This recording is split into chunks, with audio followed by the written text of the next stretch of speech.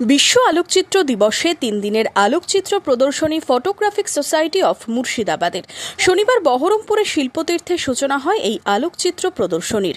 সোমবার পর্যন্ত চলবে প্রদর্শনী। 3 দিনের প্রদর্শনীতে সংস্থার 15 জন শিল্পীর 52টি ছবি স্থান পেয়েছে।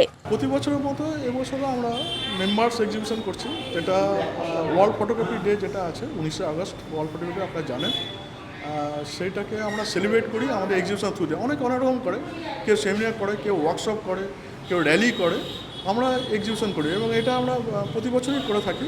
একমাত্র করোনার পিরিয়ডটা বাদ দিলে আমরা প্রতি বছর এবছরও করছি। তো এটা এক্সিবিশন হবে 22 থেকে 24 তারিখে শেষ এবং সকাল বিকাল 4টে থেকে 8টা পর্যন্ত চলবে।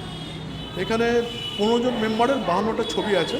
এই ছবি দিয়ে তাদের মেম্বারদের ছবি দিয়ে এই এক্সিবিশনটা করা হয়েছে। এখানে 52টা ছবি আছে আর 15 জন মেম্বারের ছবি আছে।